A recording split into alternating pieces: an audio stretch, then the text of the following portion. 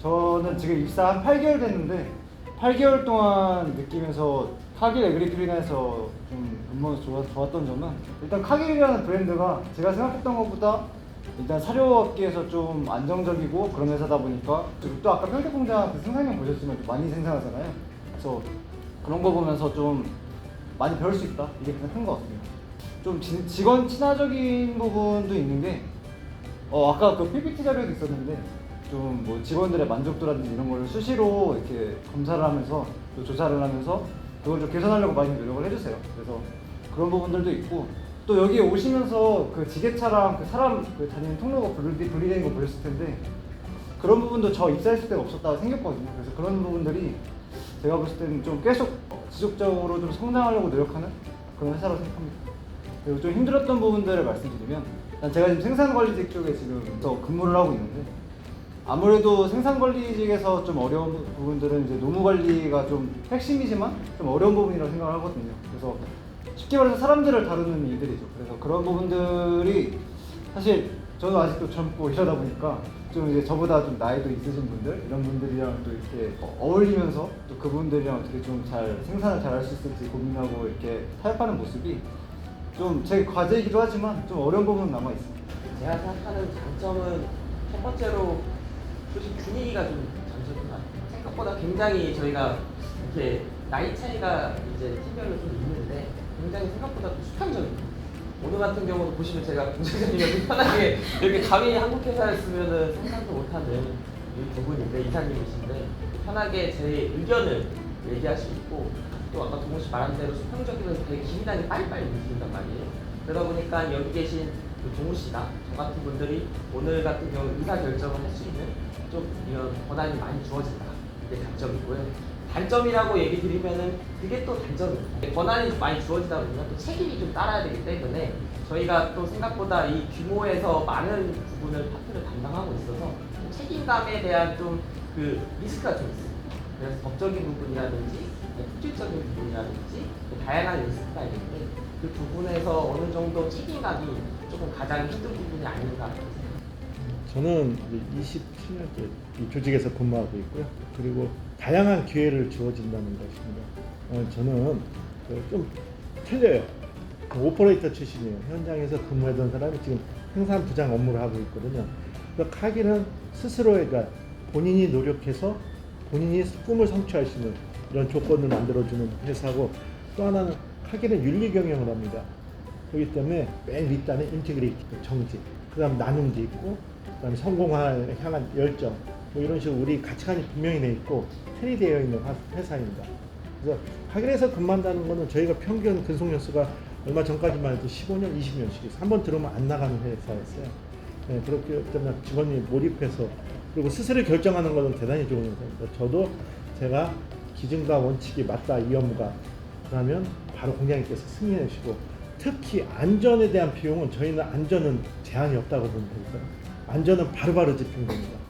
그래서 사람의 안전을 가장 중요시 여기는 회사. 그러니까 사장님도 그렇게 말씀하세요. 안전이 위배되는 상황에서는 생산을 하지 마라. 이렇게 사장님께서 직접 말씀하세요. 그럼 많은 불편을 겪거든요. 그럼에도 안전을 최우선으로 하는 회사, 사람을 중요시 여기는 회사, 이렇게 좀 보시면 될 것 같습니다. 단점은 아직 못 느끼고 있어요. 카길은 정말 다양한 사람들이 있습니다. 각각의 포지션에 수많은 사람들이 와서 일을 합니다. 국내에서도 약 500명 가까운 인원이 이 조직에서 몸담고 있거든요. 그런데 이제 예를 들어서 이제 저는 이제 생산 부장이기 때문에, 생산 팀장이기 때문에 제가 느끼는 것은 생산은 좀 외향적이고 액티비티하고, 이제 그런 분들은 대부분이 좀 외형적이었으면 좋겠고, 하지만 또 다 외형적인 분들만 있는 거 아니에요. 내성적인 분들은 또 그 부분에 맞게 딱 포지션을 해드립니다. 결론은 우리가 지향하는, 우리 회사가 지향하는 그런 가치관에 맞는 사람만 들어오면 일이 진도가 빨리 나가고 늦게 나가고는 그 다음 얘기예요. 저희 장점이 아까 말씀드린 대로 이제 다양한 업무를 좀 접할 수가 있는데, 그러다 보니까 회사 내에서 해야 되는 경우가 많아요. 그러다 보니까 제가 필요할 때 저희 직무에서 가장 중요한 포인트는 문제 해결 능력입니다. 왜냐하면 다양한 이제 리스크를 접하는데 거기서 얼마나 담당하는 사람이 얼마나 기민하고 빠르게 그리고 정확하게 행동을 하고 문제를 해결하는 게 가장 중요한 것 같아서 저는 문제 해결 능력이 가장 중요하지 않나 생각하고 있습니다. 사실 생산이랑 FSQR 말고도 공무팀, 그러니까 설비 보전팀이랑 뭐 SS팀 이런 분들이 있는데 그런 팀들도 공통적으로 봤을 때는 어쨌든 저희 회사가 좀 직원의 성장 아니면 직원이 어떻게 좀 본인이 진취하려고 하는 그런 부분들에 대해서 투자를 하는 그런 회사이기 때문에 지금은 좀 주체성을 갖고 있는 사람이라고 좀 중요하다고 생각합니다. 저도 그래서 면접 때 그런 말씀 드렸던 것 같아요. 저는 개인적으로 사료학을 전공했습니다. 그리고 이업을 하고 있습니다. 제가 90학번이거든요. 그러면 저는 5점 만점에 5점. 운이 좋은 사람이죠. 내가 배운 거를 그대로 이 법에 와서 하고 있습니다. 예. 저는 사실 기계공학을 전공했는데요. 근데 기계공학을 전공하고 나서 사료학에 좀 뛰어들었기 때문에 좀 사실 어려운 부분들이 좀 있었습니다. 사실 왜냐면 뭐 펠렛이니 뭐니 이런데 전 처음 들었거든요. 여기 들어와서. 그래서 그런 부분들이 어려웠기 때문에 좀 처음에 저 입사 초창기 만약에 이런 질문 들었다면 저는 아마 4점이라고 했을 것 같은데 지금은 그래도 좀 알아가는 좀 재미를 느끼고 있고 또 잘 적응을 했기 때문에 저도 한 4.5점 이렇게 드리겠습니다.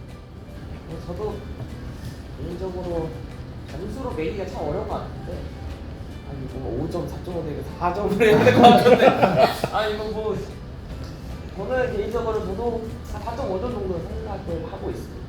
이유는 말씀드린 것처럼 생각보다 이제 저희 회사가 또 글로벌 회사다 보니까 좀 많이 자유로움이 있어요. 그러다 보니까 좀 제가 또 성향 자체도 좀 자유롭다 보니까 좀 자유로운 분위기에서 좀 일할 수 있는 환경이 가장 좋지 않나 하고 두 번째로는 저희가 좀 다양한 업무를 좀 많이 할 수 있어요. 어떻게 하다 보면 저희 팀 자체적으로도 이제 품질적인 업무만 하는데 어느 때 보면은 저희가 안정적인 부분이 될 수 있고 아니면 생산팀과 같이 해서 뭐 다양한 이제 개선 활동을 할 수 있고 그러다 보니까 좀 다양한 업무를 할 수 있는 좀 회사다. 일단은 저희 회사는 현재 28살부터 그 다음에 60까지 그런 다양한 연령대가 45분이 포셔널에서 근무를 합니다. 근무의 기본 성향은 가장 중요시 여기는 건 일단 우리나라 이 장치 산업의 특성상 경험이 좀 있어야 되거든요. 그래서 신입 직원을 중요 높은 뭐 배합 CR이라든지 짜 포지션이 좀 중요되니까 주문 고객과의 접점에 있는 곳은 좀 힘들어요. 좀 경륜도 필요하고. 근데 가장 중요시 여기는 것은 하고자 하는 열정입니다. 그분들이 어떠한 성향이라든지 어떠한 그런 몰입도 이런 걸 봐서 어느 부분은 또 좀 중요한 짭으로 또 대체하고 또 기존에 있는 또 사람들이 있을 거예요. 이 사람들이 또 어떤 만족도 있을 거예요. 지금 많이 좀 섞어놓고 또 저뿐만 아니라 우리 공장님들 이제 그런 부분에서 좀 자꾸 좀 기회를 주자 해서 저희는 지금 그렇게 업무 형태를 갖고 있고 또 하나는 개인마다 좀 틀린 부분이 있어요. 짭 아날리시스 분석을 해서 가장 최적의 짭 포지션에 저희가 이제 함께 일을 하고 있고 가장 중요한 거는 그게 이제 계속 있으면 거기서 자기 기득권이 돼요. 그러니까 정기적으로 좀 짭 로테이션을 합니다. 그래서 한 번은 다양한 곳에서 꼭 경험할 수 있고 그렇게 관리하는 것을 저희는 원칙으로 하고 지금 실행하고 있습니다. 그게 필수는 아닌데요. 영어를 잘하면 조직에 들어와서 금방 녹아들 수가 있어요. 대부분이 그 이메일이라든지 대부분의 문서가 영어가 꽤 많아요. 그래서 영어를 좀 하면은 바로 녹아들고 영어를 좀 어려운 저기 하면 입사해가지고 노력하면 돼요. 근데 저는 그래요. 저는 제가 입사해서 여기까지 왔을 때 환경보다는 지금은 더 영어를 중요시해요. 특히 글로벌에서 지금은 영어는 필수라 그래요. 그래서 영어에 대한 두려움을 갖지 마시고 들어오는 건 좋을 것 같아요. 와서 노력하면 되고 또 접할 기회가 엄청 많습니다.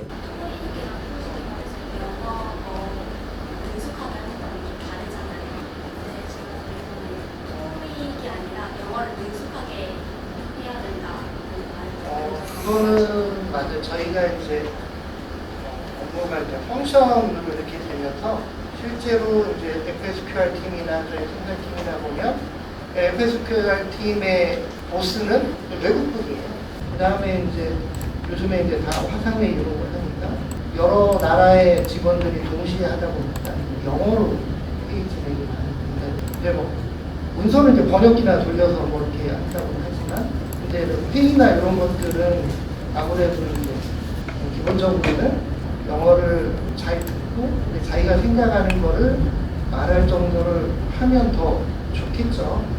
근데 이제 반드시는 아닌데 더 필요한 상황이 많이 증명하고 과거에 비해서는 현재는 더 만약에 우리 회사를 들어오고 싶은데 내가 영어가 좀 부족해서 찔밋찔밋한다면 저는 도전하라고 그래요.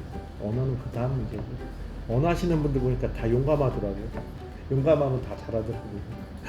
제가 봤을 때 관리자가 이제 저나 이제 동훈 씨 같은 위치가 있다면은 저는 무조건 그래도 영어를 잘하는 게 좋은 것 같아요. 왜냐면은 저희가 업무를 하다 보면 아까 이사님 말씀하신 이제 프론트라인이 이제 글로벌로 다 소속돼 있다 보니까 항상 회의를 많이 좀 초대받거든요. 그러다 보면 당연히 이사님 말씀하신 것처럼 영어를 잘하는 친구들한테 더 얘기를 좀 많이 하고 의사를 더 전달할 수 있고 정확하게 할 수 있고 그러다 보니까 영어는 무조건 저는 잘하면 좋은 거고 두 번째로 그 부장님 말씀하신 너무 겁먹을 필요도 없는 것 중 하나가 회사 와서도 어쨌든 저희가 그 직무 관련해서도 영어 교육 지원비도 있고 다양한 프로그램이 있거든요. 그래서 거기 많이 참여하고 이렇게 좀 보완해 가면은 좋지 않을까. 반갑습니다. 너무 많은 정보를 드려서 정리하기가 어려운 게 아니야 지금. 어떻게 돌아가는 거예요? 맛있는 거 다 설계가 돼서 안 돼서 튀김에서 비싼 거도 사달라 하시고 튀겨서 아메리카노 한잔 사드실 거야. 집에 갈 때 하나씩 벨리만두라도 하나씩. 아자 그러시게.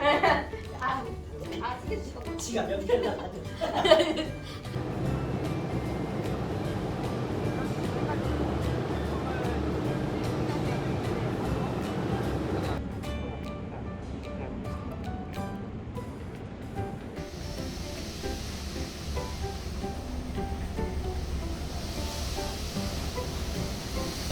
네, 저희는 형태가 수평적이에요. 그래서 보시면은 이렇게 일자로 저희 아까 사무실이 여기 있고 생산동이 있거든요. 저희가 인덕머리거든요. 그래서 보면은 여기서 제품을 이제 저희 비닐 받거나 원료를 받으면은 그걸 그대로 이송을 합니다. 그래서 여기 믹서에서 이제 믹서 떠주고 그걸 가지고 제품의 형태에 따라서 또 가공하는 경우도 있고 아니면 올라가면 다시 포장을 하는 경우도 있고 이런 식으로 하다 보니까 저희는 올라갔다 내려갔다 보면 당연히 이제 낙하는 이제 중력만으로 내려가겠죠. 올라갈 때는 이제 동력 이제 그 엘리베이터로 이제 그렇다 올라가고 그러다 보니까 수평적 이제 컨베이어보다 확실히 에너지 좀 세이빙. 첫 번째로 우선 여기가 전망대가 있어가지고 전망대가 보여드릴게요.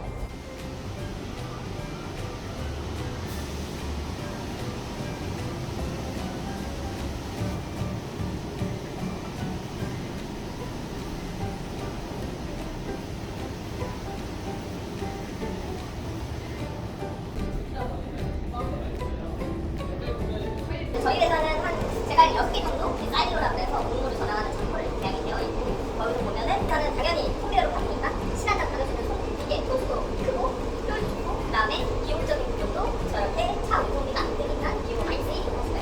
그래서 저희 조립 공장을 처음부터 설계할 때부터 그래서 저희가 장점인 게 저기 이제 트럭 브레이크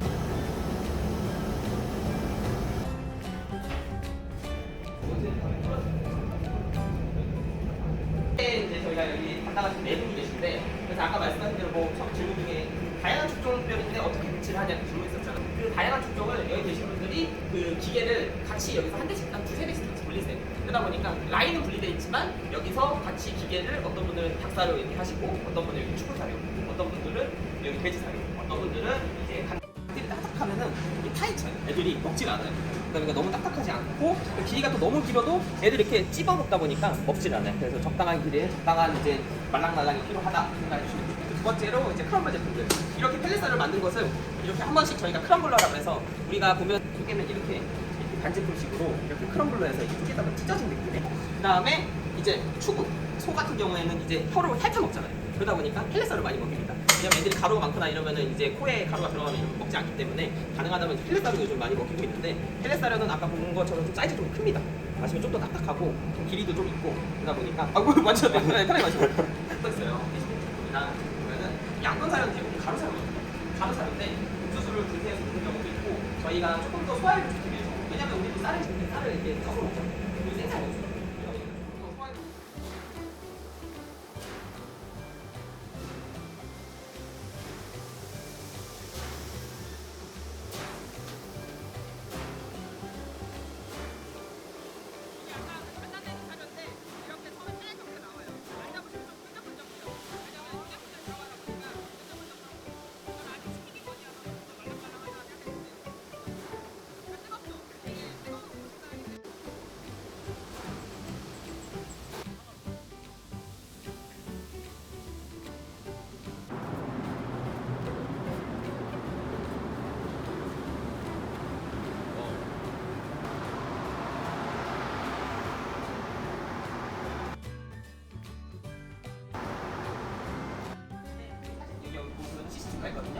그래서 여기 배합기인데 사료가 원료들이 들어오면 같이 섞어줘요.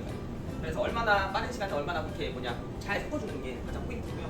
그래서 저희 계신 분들 여기 한 2분이 근무하시는데 축종별로 분리는 다 라인이 돼 있어요. 근데 2분이서 하고 계십니다. 그래서 저희가 믹서가 여기는 그리고 나머지 믹서들은 다 다른 데 있어요. 예를 들어 송아지 사료도 있고, 그리고 저희 애견 사료 이것도 있고, 그다음에 멀티믹스라고 다른 사료도 있고, 그리고 대용기 분유 같은 것도 따로 있고, 서브로 각각 공정마다 배합가 따로 있습니다. 애견은 분리가 돼야 되기 때문에 이렇게 되어 있고.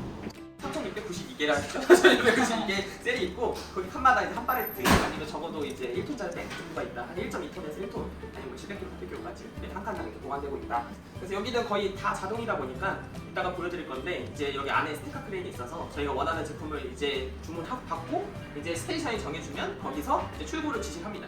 그럼 거기까지 저희 스티커 크레인이 이제 그분의 셀에서 꺼내주고 여기 돌아다니는 RGV가 이제 거기 있는 스테이션에 갖다 준다. 이렇게 생각해 주시면 될 것 같아요.